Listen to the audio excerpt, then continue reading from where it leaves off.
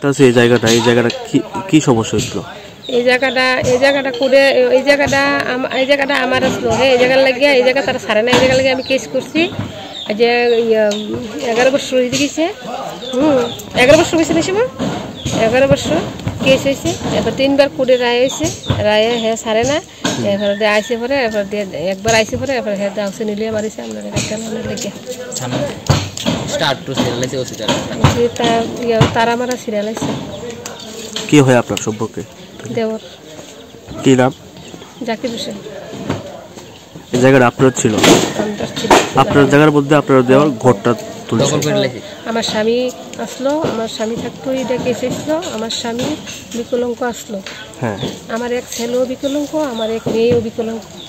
আচ্ছা, এরপরে আমার স্বামী মারা গেছে। ওখানে আমার স্বামী নাই। আজকে কিভাবে তারা মানে ঘরটা ভাঙতেছে?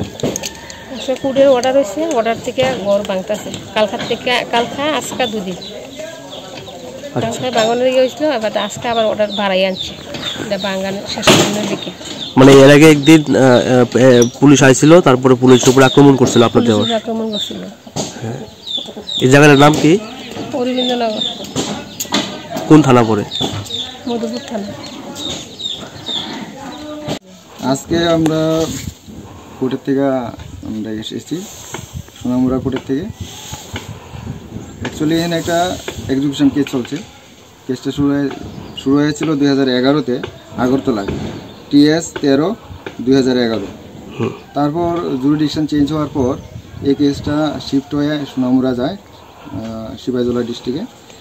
বর্তমানে সিপাহীজলা ডিস্ট্রিক্ট থেকে মাননীয় সিভিল জাজ সিনিয়র ডিভিশন কাম CJM একটা এক্সিকিউশন কেসের অর্ডার করেন।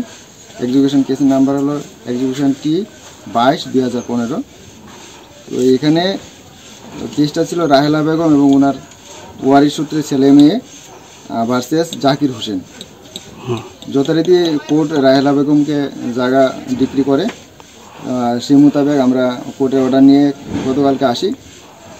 গতকালকে এসে সার্ভে কমিশন আমাদের জায়গা পরিমাপ করে বুঝিয়ে দেয়। তারপর আমরা ওই জায়গা ভ্যাকেন্ট করার কাজ শুরু করি। গতকালকে কাজটা শেষ করা সম্ভব হয়নি, আর আজকে পর্যন্ত কাজ চলছে। কিছুক্ষণের মধ্যে হয়তো কাজটা শেষ হয়ে যাবে। আমাদের এই কাজে সহযোগিতা করেছে বিশালগড় থানার পুলিশ এবং মধুপুর থানার পুলিশ। উভয় থানার পুলিশের উপস্থিতিতে আমরা এই কাজটা সম্পন্ন করছি। যে জায়গার মহিলা তিনি অভিযোগ করেছেন যে 45 বছর ধরে জায়গাটি ওনার দেওর দখল করে রেখেছে এবং 5 বছর আগে পুলিশ একবার এসেছিল জায়গাটিকে রিকভারি করার জন্য, কিন্তু করা হয়নি। আজকে কেন করা হচ্ছে? এতদিন পরে কেন করা হচ্ছে? না, অ্যাকচুয়ালি 45 বছর বলে আমরা জানি না। আমরা তো দেখছি কেসটা চলছিল 2011 থেকে। তো এর মাঝখানে একবার আমরা এসেছিলাম কোর্টের আদেশ নিয়ে উচ্ছেদ করার জন্য, ডিগ্রি করার জন্য, কিন্তু তখন বাধাপ্রাপ্ত হই। এই ব্যাপারে একটা থানায় মামলাও আছে।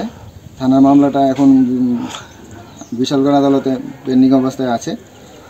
যেহেতু ওই সময় করা যায়নি, তারপর করোনাকালীন অবস্থার কারণে কিছুটা ডিলে হয়েছে আদালতে। এখন আবার অর্ডার পেয়েছি আমরা, সেই অর্ডার মোতাবেক কাজ চলছে। আপনার পরিচয়টা? আমি জয়দেব রায়, বেলিফ, ডিস্ট্রিক্ট জাজ কোর্ট, সোনামুড়া।